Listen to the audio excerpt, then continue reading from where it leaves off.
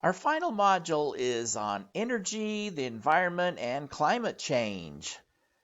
Well, first of all, we've got the California energy shortage. This was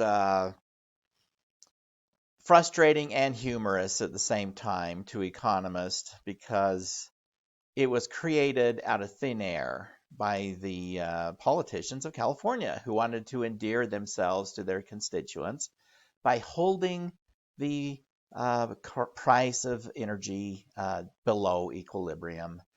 And and then they would take energy when they did that. There's a shortage. Okay, that's how you manufacture a shortage out of thin air. The funny thing about it is when you get in the article is that, and I've got that highlighted, is when they would get desperate. Okay, they would alternate days of when you're going to have power. So you got all these high tech firms in California that were producing chips and so forth, and they would say, okay, you've got power on Wednesday, and so they would, okay, if you hold it below equilibrium, there's going to be a shortage, right? So you're going to have to ration it. Anytime you create a shortage, you have to ration it. So they rationed it by taking turns having power. So only problem was on the actual day they're supposed to have power, they'd be halfway through the process of producing, then the power would go out. Malls, power, people be in malls, shopping, power would go out. So out of desperation, they'd let the caps go, and of course, power would come back online. And but then they said, well, wait, that the price is too high, so they'd slap it down again. And then they were surprised. This is the funny thing: is power generators would take off their old, least efficient power producers. They weren't economically efficient enough to use, and so they'd shut them down. And they couldn't understand why, when they lowered the price, they couldn't understand why power generators would stop generating. The law of supply. Okay, they could have asked any one of thousands of economics students, Economics 101 in California could have given them the answer. Okay, very frustrating. Again, one of and people don't see that economic illiteracy and financial illiteracy are killing us. Here, that's an example. Are we running out of resources? Well, natural resources. Every time it appears we're running out of resources, something comes along that replaces it. It's amazing because what happens is when a resource becomes scarce, the price starts to go up.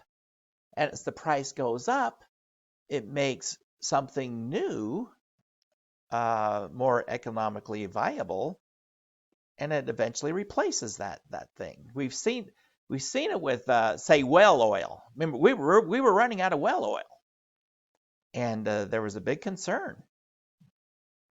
And then petroleum came along. Okay, uh, but that's the reason why a lot of people want to tax gasoline highly, is to generate high prices in gasoline that would make other sources of energy more economically viable.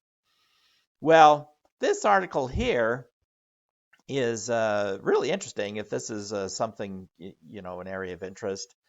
Um, this is interesting because it's written by a guy who is both an ecologist and an economist. So he knows both ends. And as he says here, ecologists worry that the world's resources come in fixed amounts will run out, but we have broken through such limits again and again. Again, it's because of really innovation. Technology breaks through those limits. Anyway, interesting article.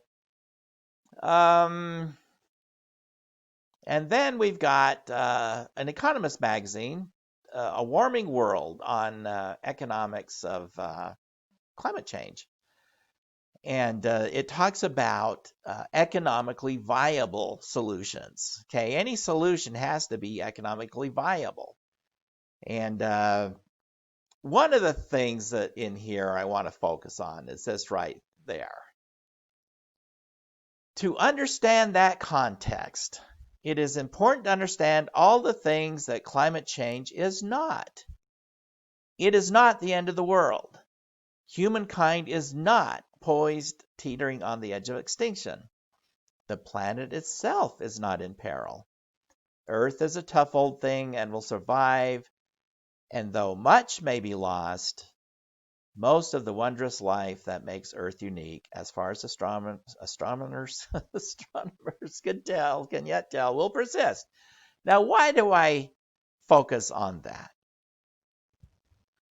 Every once in a while, you hear of some young person saying something like, well, the world's coming to an end. Why should I invest in myself? What does it matter? Eat, drink, and be merry, because the world's going to end in 2030. Well, let me just say this. And I used to live in Florida, and the forecasters, the doomsayers, are batting zero. They have never been right. Back in the early 2000s, we used to hear how Florida was going to be underwater. It was supposed to be underwater by now. I don't think the coastline of Florida has changed even 1 inch. And in Glacier National Park, they put up signs by the glaciers. This glacier will be gone by 2020. Well, they didn't have the funds to take all the signs down. They still have to take some of the signs down. The glaciers are all still there. So the world's going to end in 2030. Anyone who makes serious life decisions based on these forecasts, in my opinion, are making a very serious mistake. So, yes, I understand why politicians are trying to whoop up a frenzy and scare tactics to get their legislation through. That's a political ploy that's as old as the mountains and the seas. Okay, but just remember, so far, okay, they're batting zero. Well, that is pretty much it for the class. We're done. It's been a pleasure. Good luck to you, and maybe I'll run into you in another class sometime. Bye-bye.